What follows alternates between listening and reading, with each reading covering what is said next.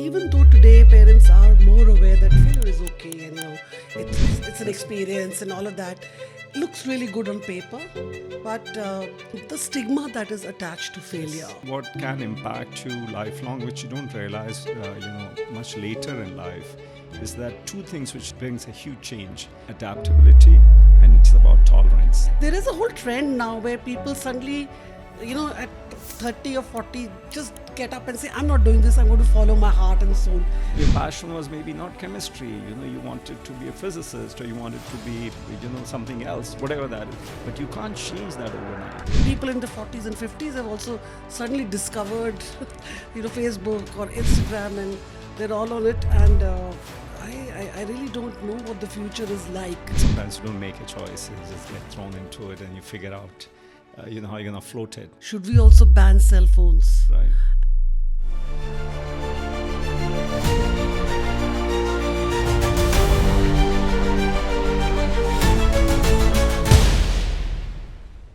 Welcome to this episode of our podcast, where we explore the transformative power of art in parenting, mindfulness, and child development. Today, we are joined by the incredible Samar Jodha, a visionary photographer, installation artist, and advocate for using creative expression to drive personal and societal growth. Samar's work spans decades, partnering with organizations like the United Nations, the Gates Foundation, and National Geographic. His projects, including Red Balloon, empower children and parents to harness creativity for empathy and leadership. From documenting iconic moments like the building of the Burj Khalifa to mentoring photographers on Nature's cover shot, Samar's journey is nothing short of remarkable.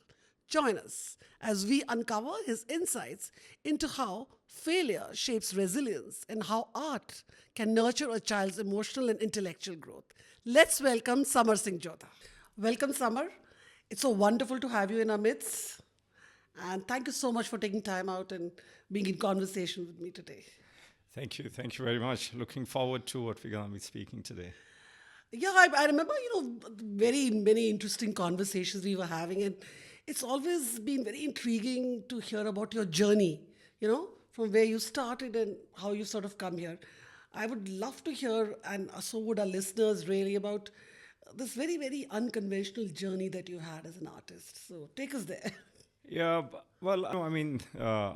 journey experiences or choices one makes. And sometimes you don't make a choice, you just get thrown into it and you figure out, how you're going to float it.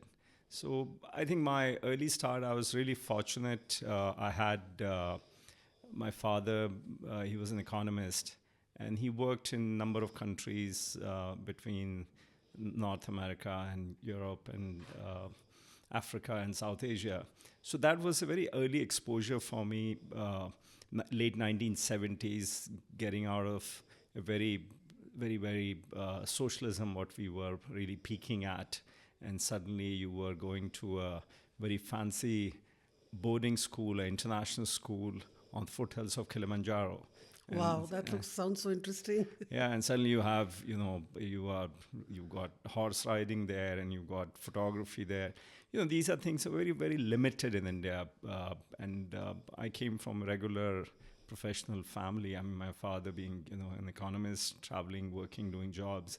So I think that was a good exposure to start with. So I would say that is where, I was about 13. So that's but before that, even in India, we lived in many different towns and cities. And did you move around often? Yeah, so we move very often. I mean, if I count between various schools and institutions and, the NID here or some film photography school in the West and all that, I think I went to about 14 different places. Oh, wow. Yeah. It resonates with me because I'm an army brat. Yes, and of course. We were shifting every 2 years. Of course.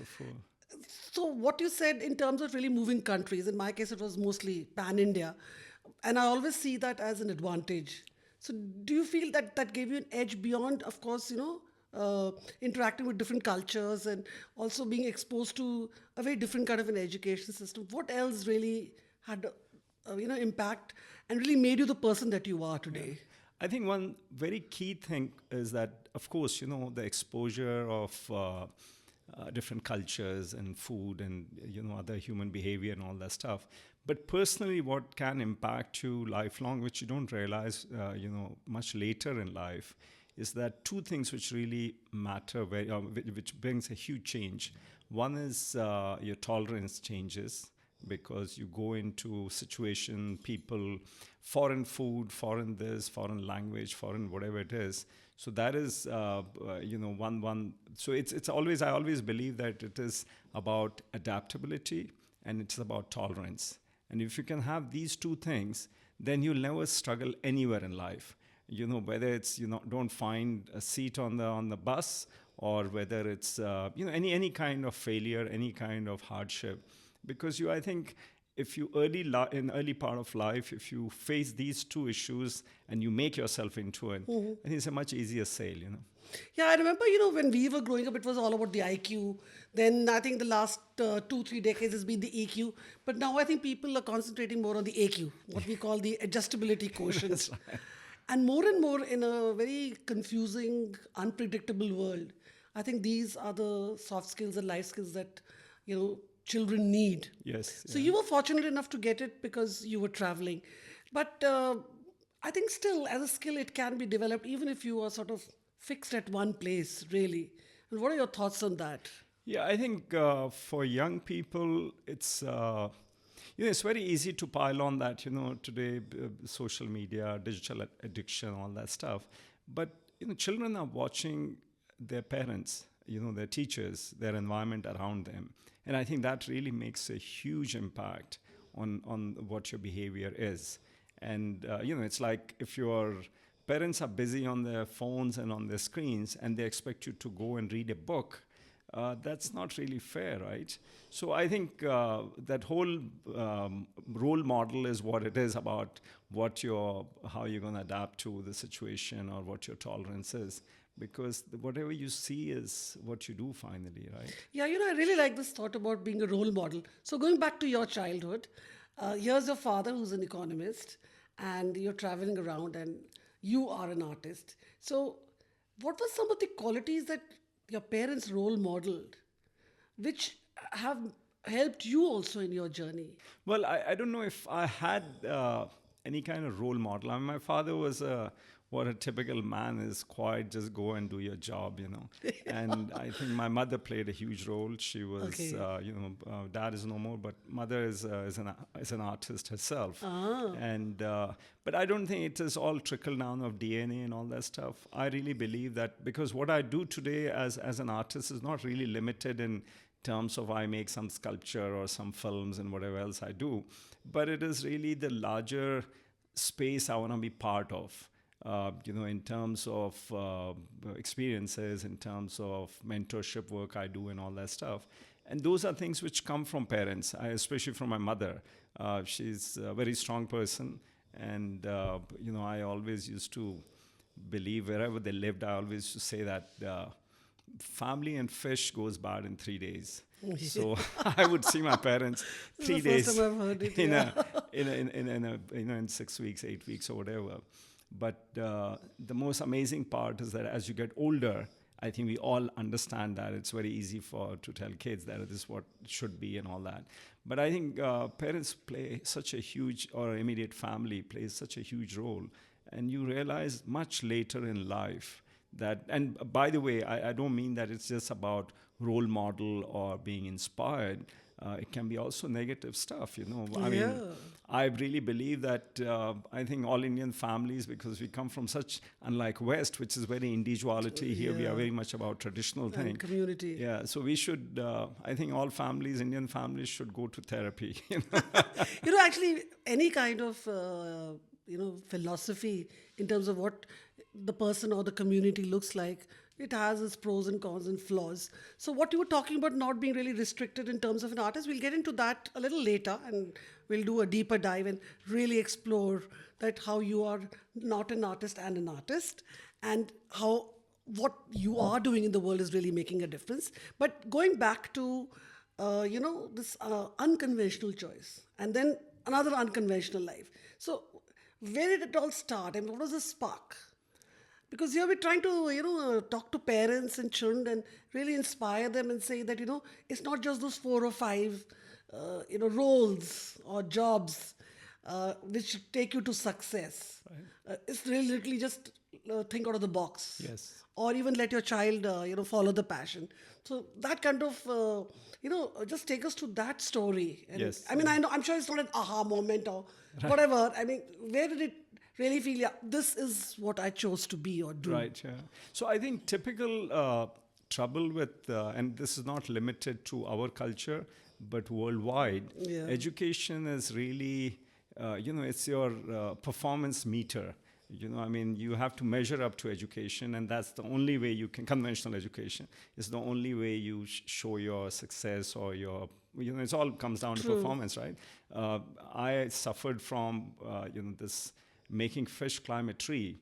Unfortunately, everybody has to climb a tree, and I think that's where you destroy a child's individuality. Which I mean, you deal with this every day. You're trying to make sure that it's not just giving extra classes because you are not doing well in math, but there are other areas where the child feels confident and feels that okay, I'm worth it. And I think those are the elements which are really, really critical. And for my own case, I had a very tough time in academics, though I went to so many different places. I don't know how I managed to get through whatever it was. But I think what really helped me was, it also brings me to something else. I keep talking about passion, it's like whatever it may be, don't kill your passion. Of course, we are all born creative, as they say, and then you go to schooling and college and they inject you with all these chemistry and all the activating your left brain. And what happens with that is you end up, burying your right brain, but it's not buried because we all have creativity, how we want to put our clothes together or how do we behave, whatever it is, But for myself, I think I had a point where I got that camera at about 13, 14, and I said, I'm going to stick to this. Okay. And that I think was really what I just stuck to it. And I was miserable. I was failure. I would do these pictures. We lived in Africa, shoot on these films, and they would go to process all the way to London or to Bombay. They would come back, and it's all blank, Good And old days of yeah. camera rolls and Yeah, the yeah. conventional cameras. So, I mean, the point is that I think I also believe that the more frustration and failure, as they keep saying, that really makes you a better risk taker because then you don't have anything to lose. If I've had blank films, it can't get worse than that, right? So you can apply that in anything. And I'm not saying it's a conscious way of doing it. I think subconsciously it works all the time. And I think then your hunger level changes, your priorities change. It is not necessarily about the success or the material or the likes or the social media and all that stuff. So I would say, that's where it's. Some of our times, our generation, failure had different connotations. And the word itself carries a lot of baggage. So even though today parents are more aware that failure is okay and, it's an experience and all of that, looks really good on paper. But we do struggle with parents in their 30s and 40s and the stigma that is attached to failure. And I just wanted to delve a little more how failure taught you so many things and what are some of the lessons that parents can take away even if when they see their child failing in any field. Because these days, like I said, it's all about performance. So they want the child to be best at everything. So they are sort of, running around and over-programming the children. True. So just tell us a little bit, take us a little bit into Yeah, so I think, for failure, I mean, I have a sibling who's younger to me, 2 years younger to me. There was a time when he was 2 years below me in school. 1 year we moved to a different country and he came 1 year closer because I failed. Then we were somewhere else and I failed again. He was in my class. And then came a year he was ahead of me. The teachers were, drilling this in my head that, look, your brother is doing really well, but look at you, you're a duffer. And, those are things which I grew up in a time where there's nobody who was talking to you in boarding school. There was, you lose your friends, and today I can talk to a 20-year-old or a 20-year older than me person. But in school, 1 year gap is huge, right? So I think it could have gone both ways. I could have gone into a very serious down in the pits, or but you kept continuing. And I think, as I said earlier, that whole idea of getting up only happens when you fall down. And I know a lot of people who did really well in school and colleges and all that stuff, or even got great jobs. But unfortunately, lives are really, really empty. And you realize that as you get older, that what's the larger purpose. And I'm not saying about saving the world, but saving yourself first. That's the real I know. thing. I think the world today is becoming more and more outward looking. And that really brings me to that whole conversation we were having the other day about the digital world Yes. and social media. And I know it's like the biggest scare out there.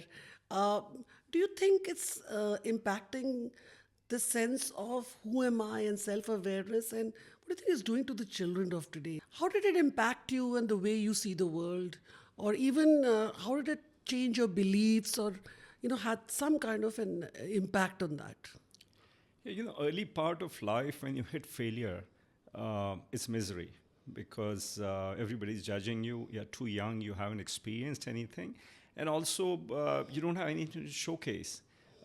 Problem also is that this whole judgmental space, starting from your close mates to your parents and Parents, families, that kind of really destroys you, I think, at a very massive level. I was fortunate that my parents weren't about. Of course, they wish that my father was a PhD in economics, so obviously I was too far from that. But it wasn't expectations of that. I was gonna. They were, I think, to a point where whatever you want to do, it's your calling. And I think that was one pressure was off. But then you had to live in the other world where you cannot control, especially with your friends and schoolmates and all that stuff. So I think that really created for me a lot of difficulties, I must say. And I was looking for some kind of a breakthrough. And suddenly I got, by chance, I got some ad in the paper. I saw there was a UNIDO fellowship at NID. That was the only design school in the whole country I that know. time, right? This was in 85, 86. There was no NIF. None of them existed. And I somehow landed up there, and they got, some 900 people applied, and then, 40 got called in, and 4 of us got selected. And I think that was the minute I got that this is one lifeline, I'm not going to let go.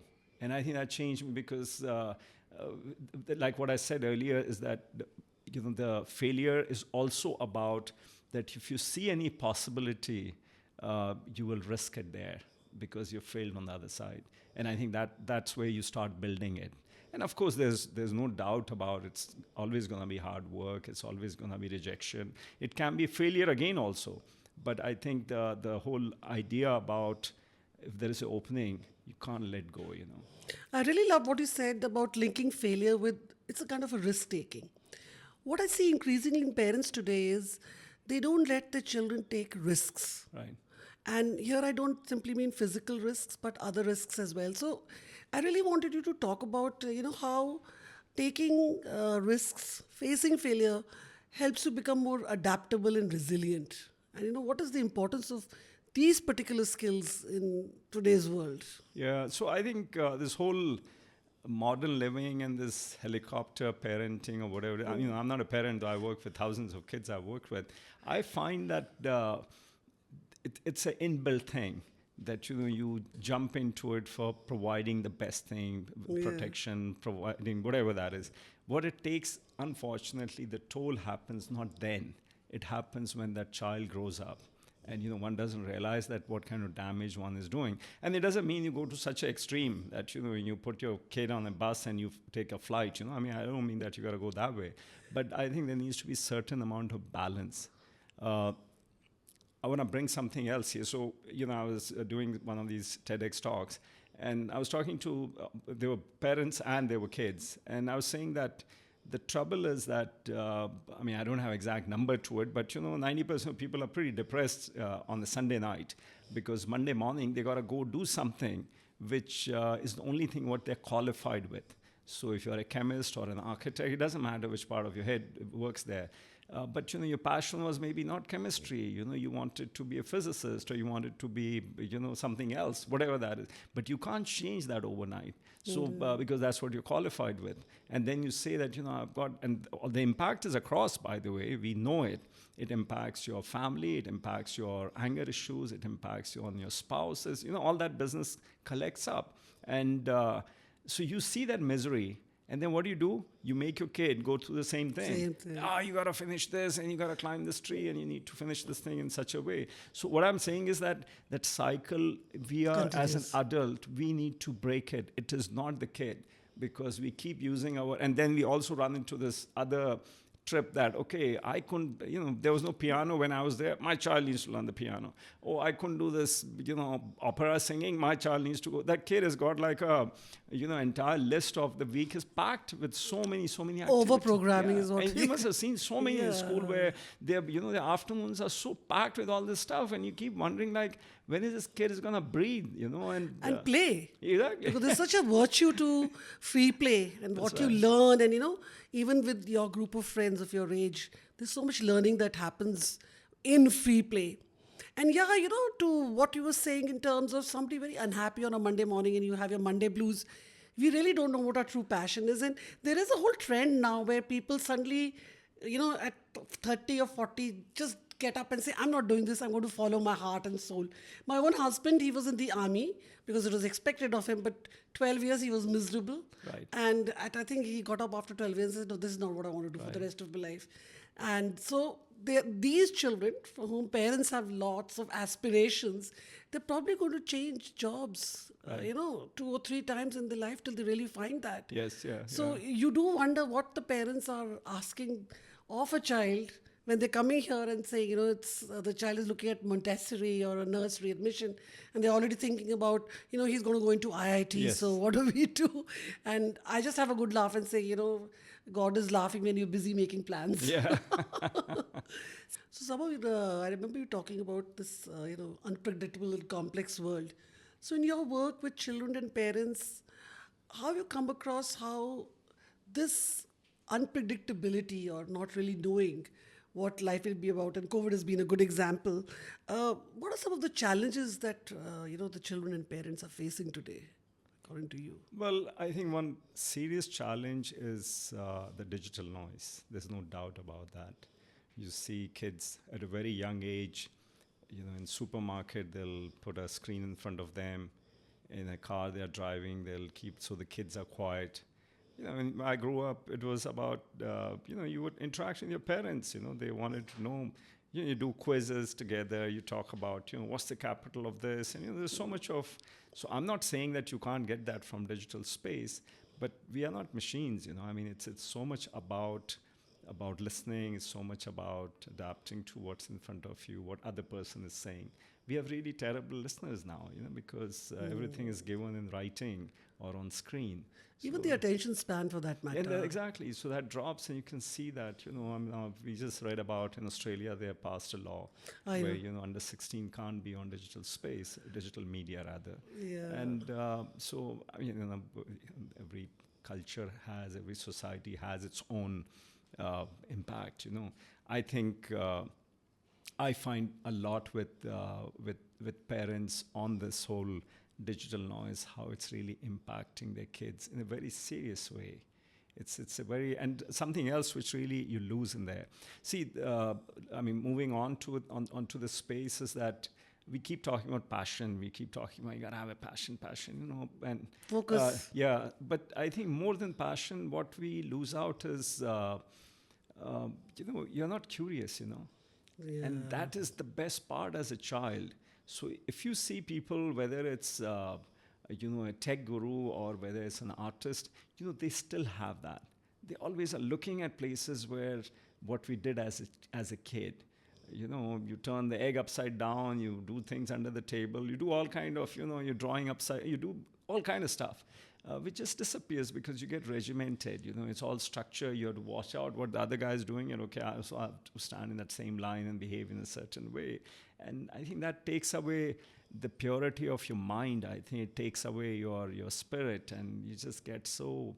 No wonder most people are so boring today. Because they can talk about what great deal they made and lots of money and whatever it is. The But influencers. yeah, but it's it's just nothing beyond that, just emptiness. Yeah, in fact, I was there at an IB heads meeting yesterday, and there was a huge discussion amongst the heads that should we also ban cell phones? Right. And then there was a lot of back and forth. It's like, you've given them something that they are now addicted to, and suddenly you want to go cold turkey. But the truth is, it's here to stay. Yes. I think the only way out is structuring it. I don't know, it's a very challenging task because I find not only the children but the parents are also. Yes, of and the people in the 40s and 50s have also suddenly discovered, Facebook or Instagram, and they're all on it. And I really don't know what the future is like. Easy to look back at our generation, so it was the most fabulous generation, and it was amazing. But it's here to stay. Any thoughts on how do we still work with it around? I mean, it's there. Yeah, I think we find it, people like you and me, we come from analog times. And Yeah. when you come from analog and you look at digital and you struggle with it within, because you say that this is so, it's unbelievable what's going on. But reality is this, that people who are born in digital age, let's say late 90s when mobile phones started off here, early if you're born in digital space, that's your normalcy, that's your truth. It can be manufactured truth, it can be fake news, it can be something serious, not that serious, maybe a lot of noise. But that is the reality for everyone of that generation. So I may not be part of it, I may get very critical and all that stuff about it. But I think structuring it in somewhere, it needs to really come from the parents first, because the school can't make a law that, you can't bring a phone to the school. Parents are going to freak out, my child, my safety, my this, blah, blah. Knowing very well that parents lived a life where they had none of this stuff. But of course, circumstances, times have changed, all that stuff. One understands that. But I think if you're not going to ration it at home, how do you expect an institution to do it for you, Yeah, I think rationing is the takeaway. Because anything in excess is bad. And I think too much of knowledge is also bad. But going to this whole idea of, where the children are today, what I notice in young children and the learners here, that they're very confident and they're very self-expressed. We had that issue, so we would have courses in public speaking and all. Now they have arrived. What they're probably lacking is mindfulness, or that a little self-awareness or inward looking. Do you think that there are ways in which we as, of course, educators, or even being somebody who's spearheading some programs, or somebody's looking up to you as a leader or as an inspiration or as a role model, what can we do to increase that mindfulness or even empathy for that matter amongst this younger generation? Right. So, of course, there are all kinds of solutions, from creativity to, what really lacks, unfortunately, we don't have emptiness in our head. We don't have boredom.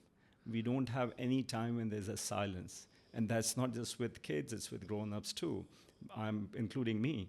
The struggle is that how do I keep, I'd love to get bored, but there's no boredom because the screen is waiting or something is going on around you. But imagine that it's like putting yourself into meditation without going on top of a mountain, You can actually, if you can get that clarity. And I think with kids, like what you said earlier, what is missing is playing, And the playing is, I don't mean just physical playing, it can be anything, creativity or whatever it is. I think it's really critical that you give your child so much of empty time and let the kid do something, other than sticking the phone, obviously. And I think that can create massive amount of discipline also then, because you are letting that kid be what it is and not your agenda of a grown-up parent because you didn't get to play the piano when you were a kid. And you're pushing that little child to, you're going to be the biggest pianist next year. So. We were also a generation where we were siblings in the numbers of 2, 3, 4, 5. These days it's nuclear family. So when we as 4 siblings played together, there was so much of life lessons that one learned. So I think probably this whole idea of a nuclear family also is making a difference. And then, of course, COVID happened. And I do see the impact of COVID because there are a lot of children who are just passive. They're just passively taking the moving image and not really sort of participating. So, do you think we'll ever really get out of this, live world before COVID and after COVID? Do you think Yeah, humanity will spring back? I was very cynical about, when COVID happened, I said, oh, we're going to have a different world post when we come out. Yeah. But nothing really changed, Oh, good to hear. Consumerism even became worse. And the guys who are suffering, they're still suffering. People who can't afford, they still can't afford. So I don't know. I think it's largely a human issue where, and who am I to, comment on that because we each to oneself. But I think one one specific thing I'd like to talk about is that this whole digital thing, what it's doing in terms of course, all this harming and all whatever it is, that correction really needs to be done at home. I keep saying this all the time. When I talk to parents, I always, and now there is other challenge. As you said, nuclear family is one. There are a lot of single parents. And even if there's a couple, one parent is always missing because that person is probably trying to make more bread out there and all that stuff. But I think that's another big challenge. And what happens when you are a single parent, you basically over-compromise in giving more comforts, more digital and more whatever that is, and that's also harming a child. It's that guilt which is killing you. That hey, listen, I'm playing the two-parent thing. Let me do the best whatever that is, and that can also do massive damage. I think. So, Samar, I don't want to restrict you and label you as an artist, but you are that. But what are some of the other issues or things that you're doing, which are really outside the realm of just simply being called an artist? Yeah, see, typically what is expected out of an artist, I mean, there are two sides to it. One is the beauty part of it, and the other thing is really reflecting on the society one lives in. My work is really about that. I did start with beauty. In fact, I used to be a fashion photographer in my last life. Oh. And I used to be advertising photographer life before that. I used to shoot cars. I used to work in a very different commercial space. The glam world. Yeah, but I think what I really, for me, as a practitioner of art, and it can be anything from film, documentary. I worked with concrete, with metal, with so I do a lot of public art projects, and it's not about documenting something and putting it out there. It's really living through it, creating something, giving an experience to your audience. So what I do is I work in conflict space, this whole urbanization and consumption culture as it arrives into global south, how it impacts people's way of life. And I've done this in all the way from China, Middle East, Africa, South Asia, all these places. So I give you things like, let's say, corporate responsibility. The world's biggest industrial disaster was Union Carbide, Bhopal disaster. Yeah. So I had done some work 20 years back at the plant. And I'm not a disaster pornography guy. I'm really into the sensory art space. There were a lot of trains were pulling in that night, 40 years back this was, and a lot of people died on the train. So basically we recreated the entire experience of that night on the train journey. So we got a 40-foot container, and it's the total darkness as you walk through it. It also has temperature control. Unlike now, it's so warmed up. When you walk through it, you have single degree temperature through it. Mm-hmm. You have very large 3D pictures like a train window of the plant where the machinery and the inventory and all that stuff was. Opposite side, we have about 20 mannequins, different sizes and shapes. And they are covered, stretched with 40-foot long black fabric with hundreds of names of people who died that night. So as a viewer, as you walk in, feel the chill. There's a sound piece in there. It's called Bhopal, a silent picture. And you walk through it. So, and that has traveled. It's done here in India. It's been on the India Art Fair and stuff like that, Kala Ghoda and all that. Dow Chemical owns Union Carbide, and they were the sponsors for London Olympics. So I took the container and we put it outside the Olympics with Amnesty International. So the idea really about art is that how do you put it to so it's not about being against the Olympics, but it is also about that how corporates get away. I was doing a talk at TEDx Vienna many years back. The community I worked in Northeast, where I set up education program, helped build a monastery there, set up an ecotourism project owned and run by the community, and revived some of the textile because every home has a little loom. So, and then of course we built a studio there and photographed the entire community and all that. The conflict there was that coal mines were eating into their space. And we were really talking about that there are people there because, we don't live in a China, this country is not about that, okay, let's move 1 million people because we want to build a stadium out here. So it's really important everybody's voice is heard. And I very strongly believe in this thing that if I have the ability to create an engagement, a soft engagement or a soft platform, which is art, then, beauty doesn't really attract me, So that's my personal philosophy. What are some of the other projects that you're currently working on? Yeah, so I mean, I work and I also did something which, well, I've done it for a long time. I have one suitcase with 50 cameras. And I worked in, again, conflict issues. So I worked in Afghanistan for many years. Conflict is girl-child education. So kids go through this photography program as a storyteller. I'm not making them into photographers. And then they share that with the community. Pictures, exhibition. I've worked in East Africa, where there's a lot of albino killings. So worked with albino children, worked in Jordan with Palestinian camps where children can't go to school. Closer home in Delhi, I worked in Vasant Kunj with rag pickers, Bangladeshi rag pickers colony, in Shanti basically, working with their kids. So the idea really is how do you empower young people, where there's, and my other element is that, talking to children and to our audience, is that I have always believed that, our best memories are, and, it's very fortunate to have that. The best memories we have are that first time we, went for an ice cream or whatever we did as a kid. It's always there in our heads. But if you go to, I'm talking from a very privileged space, but there are a lot of kids who don't grow up, they don't even know if they're going to have a meal in the night, right? Yeah. So I believe that, doing those photo stories and space of self-expression, working with other kids and all that, you're creating those memories, It's, I'm sure they'll do well in life. I'm hoping they will. But there's something you can carry forward that, okay, when and I've been doing it for almost 30 years now. So, and sometimes I've bumped into some of them, after 10 years, 15 years, and they're educated, they're doing their own thing, whatever it is. But just imagine that you can think about that, what did I do as a kid, So, which brings me back to a very interesting debate I used to have with my theory of knowledge students. So that's a philosophy course, and we look at one of the major areas is art.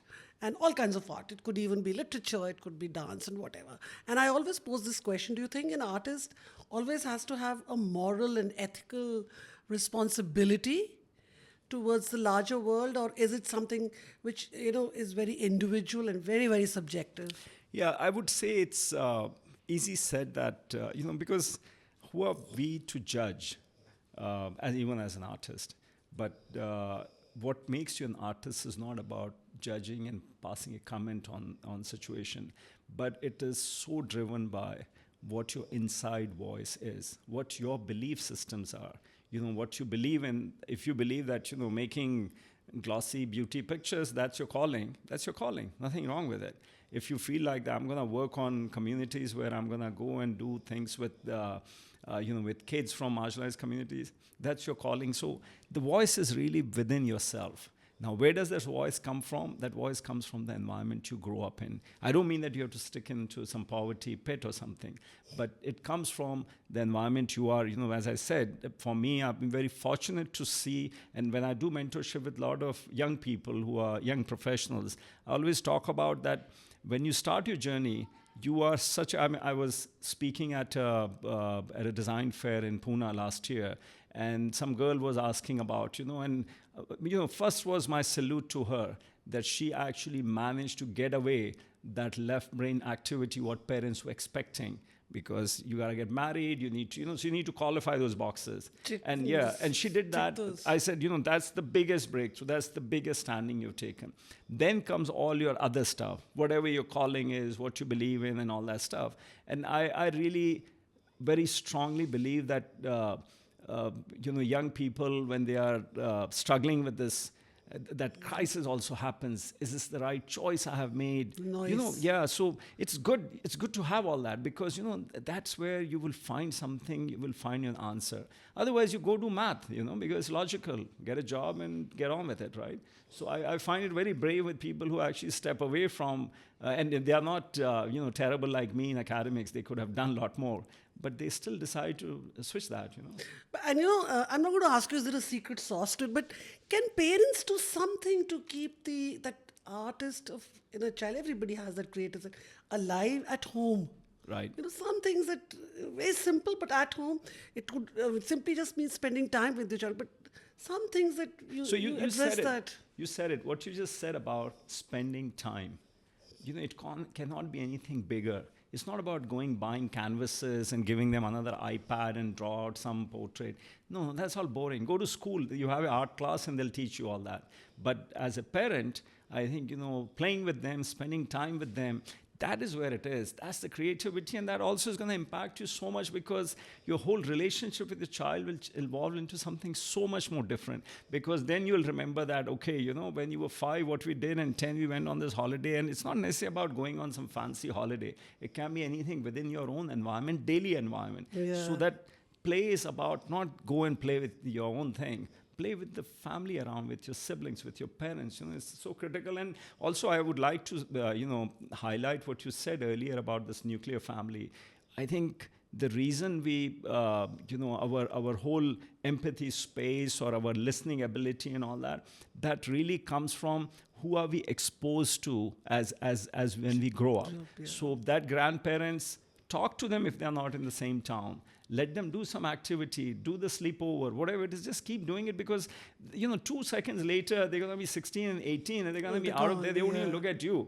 But maybe you may just make them into a very different human being than all this cookie cutter which everybody is making. Yeah.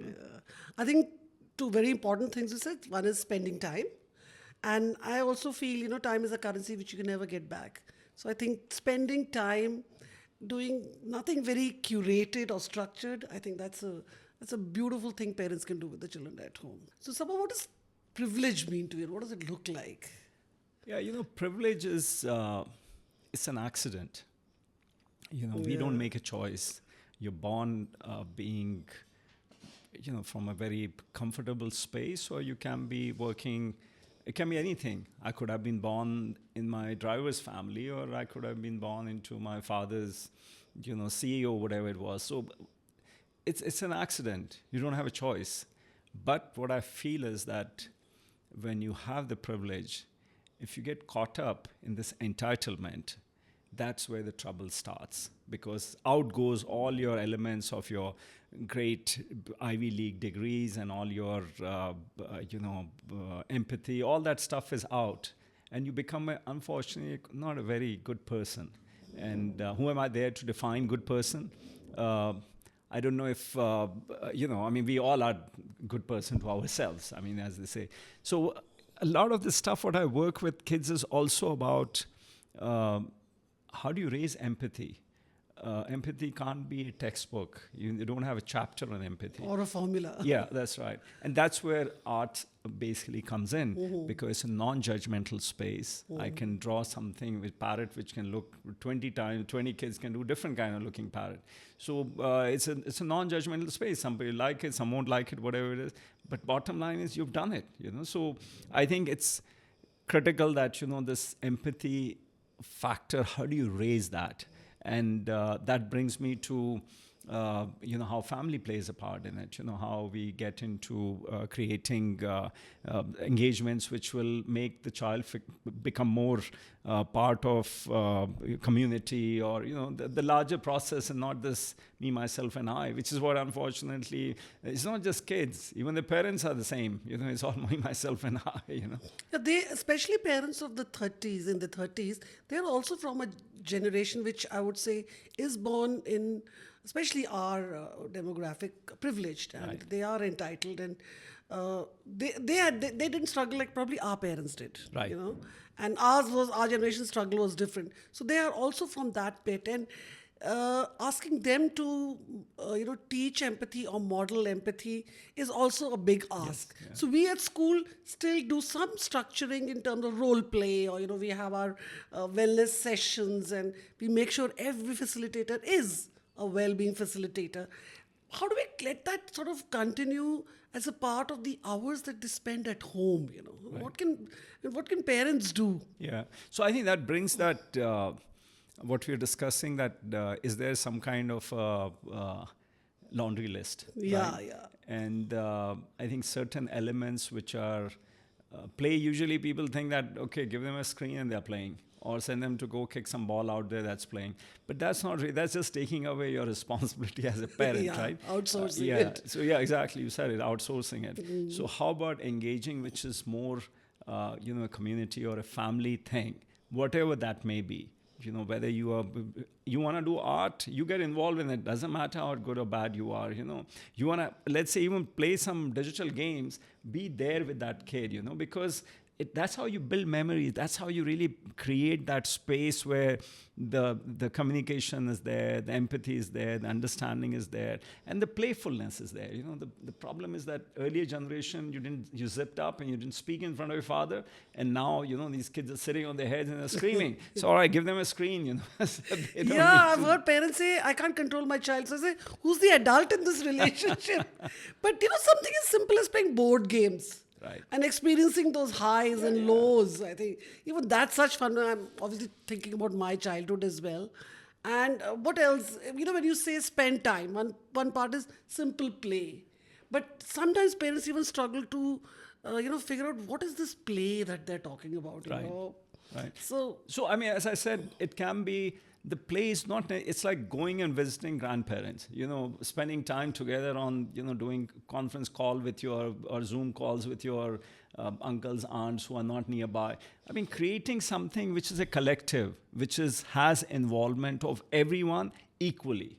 So it is not about that, okay, we're going to drop you at grandparents, you sleep there, Become that child yourself. We stop becoming a child as we get older, because it just comes back because you're sent on that treadmill of, that education, grow up, Success. responsible, success, whatever that is. So you chase all these things, and then when you come off the treadmill and you say, what happened? Kids are gone and I'm sitting here alone in this big mansion I built.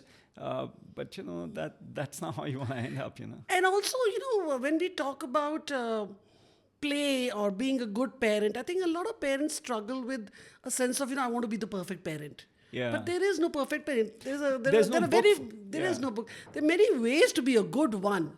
But I don't think there's something called perfect parent. So when we impose that, spend time, or time is a currency, or be a play, they want to sort of curate a perfect experience, where it could simply just be, watching something together and, Yes, being a little, humorous or witty, or just being a little critical and really laughing together, I Yeah. think. Get really. involved. Yeah. That's really what it is. Yeah. Without feeling the pressure to make it a, once in a lifetime experience, or a very beautiful, perfect experience. Yeah. Then also, what happens is that because the world we live in, a lot of times young people, or let's say not young people, I would say parents, think that you can buy an experience. So, Exactly. let's go to, Monte Carlo, do whatever you can afford. And I think that's a big problem, because what you are doing is you're so caught up in the packaging of your experience rather than the experience itself. Yeah. And I think that's really, it's very unfortunate, because you're not really doing anything. I mean, okay, you're going to do some pictures. You yourself will stick up some